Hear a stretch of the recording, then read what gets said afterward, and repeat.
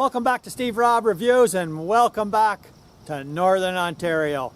As you can see behind me here, I've installed the two 100-watt panels, and last winter I showed how I made all that frame to go all the way around. It was so easy. I come up here, I took the old door out. If you want to see what it looked like before, I'll show you a picture of what it looked like before. So that's what it looked like before, and that's been there for well over 20 years. And all I did was I took the frame screws out, just popped it back flush, and then mounted that over top. So that gives me 200 watts, plus this array here is 4 100-watt panels. So I got 600 watts now, which is awesome.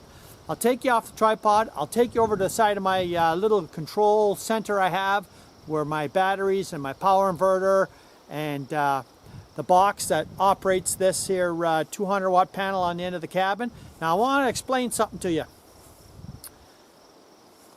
This is facing exactly west. That solar panel there is facing south. So you can see there's no sunlight on it, but I think it's probably going to charge maybe 1 to 2 amps even when there's no sunlight on it. And when I'm up here, say around 6:30 in the morning, the sun isn't even on any of these panels, I get almost 3 amps of charge just by being daylight.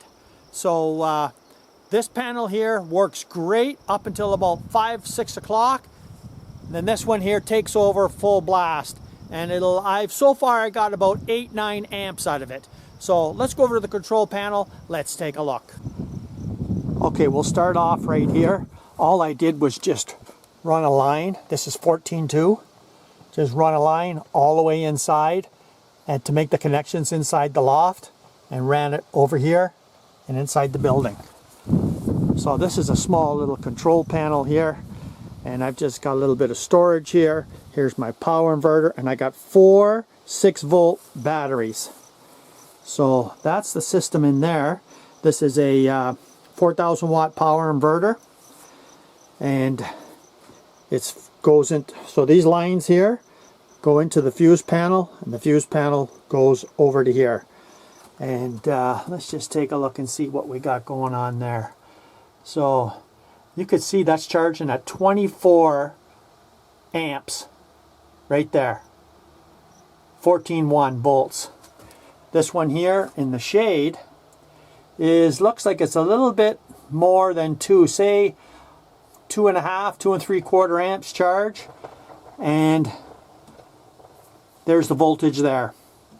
So I showed how this all went together during the winter time, and so I've got the my little rice cooker. I got it on. I got my fridge running, and that's the reason why you're seeing that much draw. So go back to here. Yeah, that 400 watt array is putting out 23, 24 amps to keep everything charged up because the fridge kicked in. So what do you think? I mean, this is for my gen set, so I got 2 separate systems. This from the gen set comes into here, and so I got 2 separate systems. I got half is from the gen set and half is off-grid, working off of the 6-volt batteries. And so far with 6-volt batteries, just having 4 of them, I got no problem with power running that fridge 24/7 as long as I get some sunlight. So, and of course I got a light on the ceiling there, and I got light over there, so if I have to come in here at nighttime, they both work. So this was a nice little project. It was so easy. I mounted that box on the wall. Took me like 10 minutes. Ran the wire all the way up. Easy job. Now I've got, well, around 30 amps of charge, you know, consistently, which is more than enough that I need. Okay, so here we are. We're on the back side of the little cabin here, and you can see that I got the door in there. I'll take you off the tripod and give you a closer look. Well, it's pretty windy today. You have to bear with me. But this is what it looked like before. Well, as you can see, I got a lot of work to do. I have to put some tin up at the top there, just above the vent. And of course, I got to paint it. So the paint turned out beautiful on the front side there.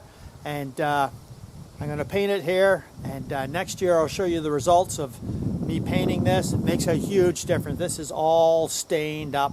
So let's take a look, a little bit of a closer look at the door and how it was installed. Because you know what? All I did was get my Sawzall and just rip it all the way along, put a little bit of a frame on the inside, and then screw it on. Let's take a look. So there you go there.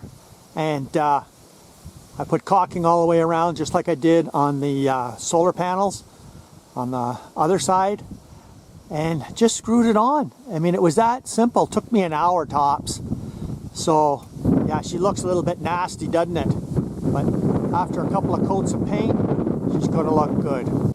Well, thanks for joining me here today. And if you have any questions, feel free to ask any questions. It was like an easy project for me. I planned everything, you know, like I said in the beginning. And everything was all prefabbed. All had to come in. It's just Sawzall out, bang, snap it in, some screws, and that's it. It was that easy. So thanks for joining me here today. Come back again. If you haven't seen this channel before, you're welcome to subscribe and see some interesting things in the future. In the next video, I'm going to show you my my solar powered battery charger that I made, so I can charge up to 4 different machines at the same time. And it's been running right now. I mean, I made it for a couple of weeks to make sure there's no bugs in it. You know, everything works good. And we're going to do that next. Stay tuned. Cheers.